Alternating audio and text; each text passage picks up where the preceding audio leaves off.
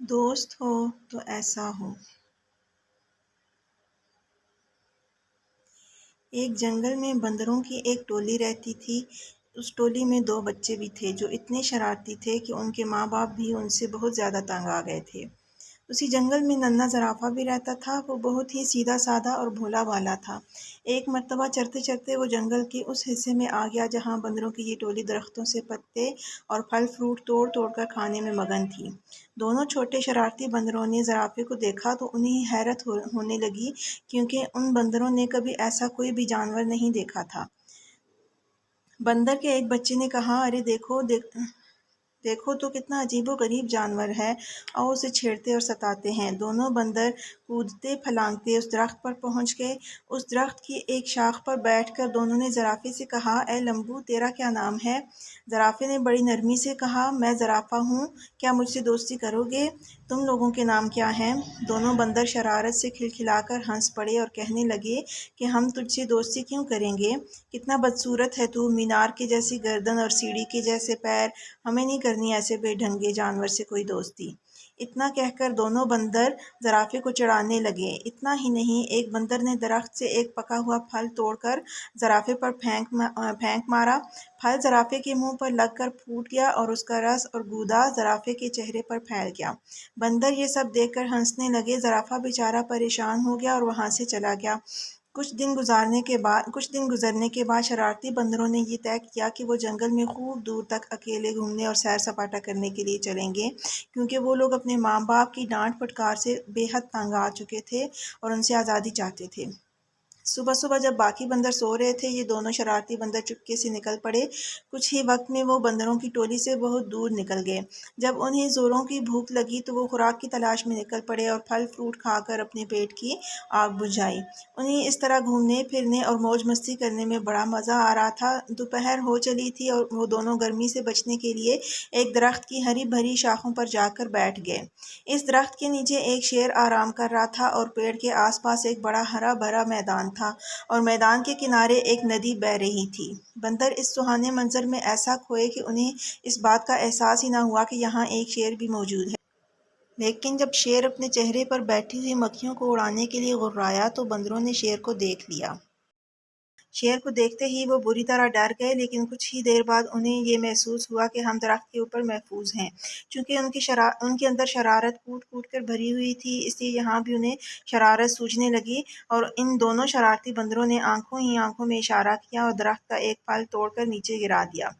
پھل سیدھا شیر کی ناک پر گرا۔ شیر کو بہت درد ہوا۔ اس نے غصے سے دھاڑتے ہوئے ادھر ادھر دیکھا۔ جب اس نے اوپر کی طرف دیکھا تو اس کی نظر بندروں پر پڑی۔ بندر کھی کھی کر کے ہنس رہے تھے، لیکن وہ زیادہ دیر تک نہ ہنس سکے کیونکہ شیر آپے سے باہر ہو رہا تھا۔ اس نے گرجدار آواز میں دھاڑتے ہوئے کہا، کیا تمہیں معلوم نہیں ہے میں اس جنگل کا راجا ہوں؟ اسی وقت فوراً اس درخت سے نیچے اترو، تم دونوں کو کھا کر اس گستاخی کی سزا دوں گا۔ بندروں کو پھر ہنسی آ گئی۔ انہیں یقین تھا کہ ہم درخت پر محفوظ ہیں۔ شیر ان کو اس طرح دوبارہ ہنستے ہوئے دیکھ کر مزید غصے سے آگ بگولا ہو گیا اور اپنے پیروں کو سمیٹ کر اسپرنگ کی طرح تیزی سے اچھلا۔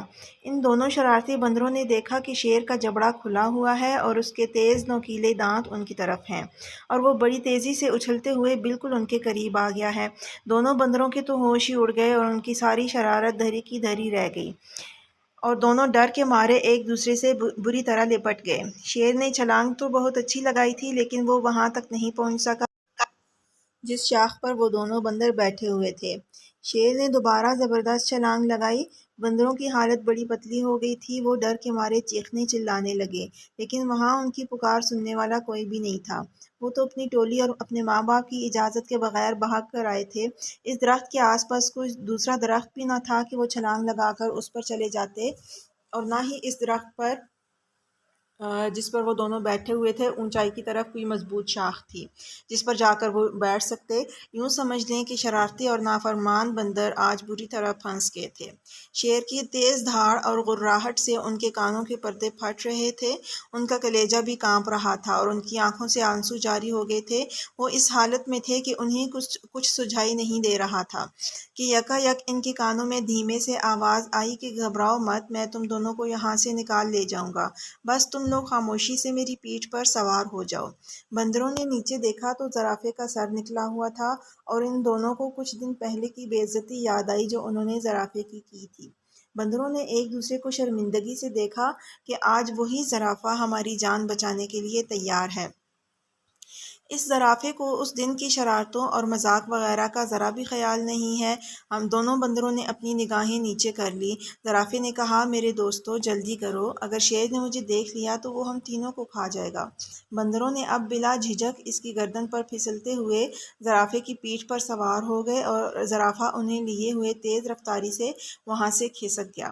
شیر کو پہلے تو پتہ نہیں چل سکا کہ کیا ماجرا ہے، لیکن جب اس نے زرافے کی پیٹھ پر سوار ہو کر دونوں بندروں کو بھاگ نکلتے ہوئے دیکھا تو اس نے دھاڑتے ہوئے ان کا پیچھا کیا۔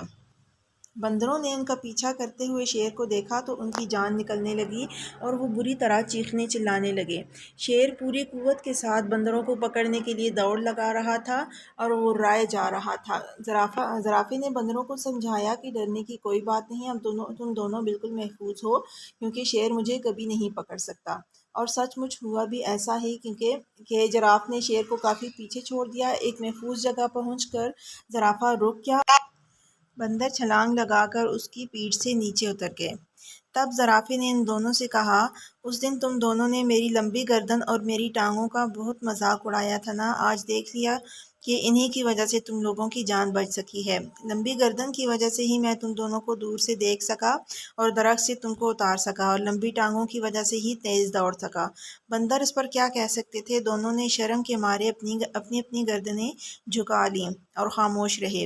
ان کی یہ حالت خاموشی اور شرمندگی کو دیکھ کر زرافے نے ہنستے ہوئے خود کہا کہ چلو چھوڑو ان باتوں کو، بھول جاؤ پچھلے قصے کو، اب آج سے تو تم میرے دوست بن کر میرے ساتھ روزانہ کھیلو گے نا۔ زرافے کی یہ بھلائی دیکھ کر دونوں شرارتی بندروں کی تو بولتی ہی بند ہو گئی۔ انہیں خود کی حرکتوں پر سخت غصہ آنے لگا کہ ان لوگوں نے اتنے اچھے اور پیارے جراف کو کیوں ستایا تھا اور اس کا مذاق کیوں اڑایا تھا۔ ان دونوں نے اسی وقت زرافے سے معافی مانگی۔ زرافے نے کہا، دوستو معافی کی کوئی ضرورت نہیں۔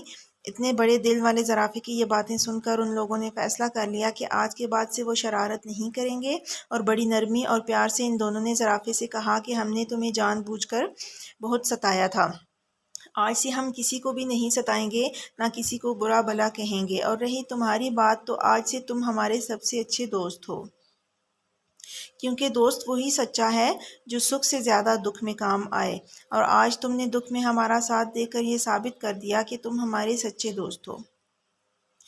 دونوں بندروں کی یہ بات سن کر زرافے کو بڑی خوشی ہوئی اور وہ خوشی سے ناچنے لگا۔ ختم شد۔ اس طرح کی مزید انٹرسٹنگ سٹوریز سننے کے لیے ہمارے چینل کو سبسکرائب کریں اور لائک کریں۔ شکریہ۔